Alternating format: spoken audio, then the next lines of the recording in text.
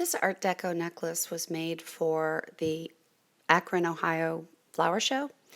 And one of the things I learned when I did the research is that Art Deco jewelry was typically from 1920, 1930 time frame, and it was characterized by geometric patterns and abstract designs using diamonds and usually platinum. So I drew out on the computer the shapes of what I wanted, and then I used materials that could replicate the shape for the necklace.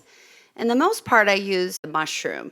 So in cutting them out, after they've been cut out, one of the things I learned the hard way once, you only have to learn it once, is that even though these gems do fit into their little prong areas above here, I had to label them because they weren't all identical, as with anything in nature. It's never the same exactly. So that each of those gems, A, B, C, and so on, would then fit into their settings when I went to go put it together.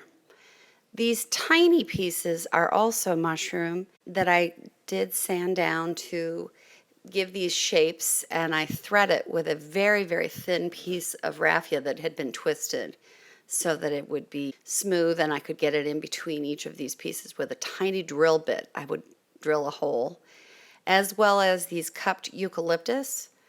I chose to use the raffia as the way to string this necklace together because I knew that you'd see some of that string. And it has to be something, as I had mentioned before, that is unprocessed. So you can't use string as an example. And in the end, I loved the look. You can see the raffia at the bottom where it's dangling with those tiny little pieces of mushroom. But it gives a lot of movement to the necklace to have that. And I really enjoyed learning and putting these pieces together. This was a fun piece to make.